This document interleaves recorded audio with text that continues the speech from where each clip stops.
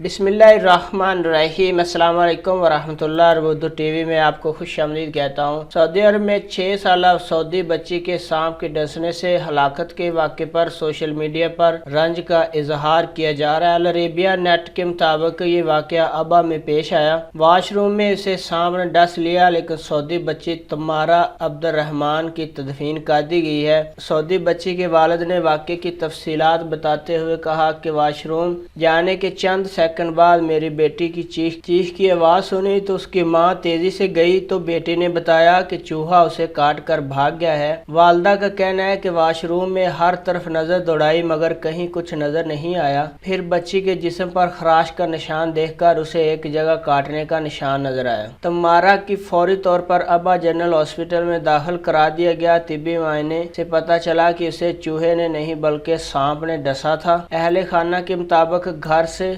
अस्पताल जाने और वहां सुबह तक तमारा ने किसी तरह की कोई तकलीफ महसूस नहीं की, ताहम बाद में दम तोड़ दिया। अबा जनरल हॉस्पिटल के अमले ने बच्ची की जान बचाने की हर मुमकिन कोशिश की।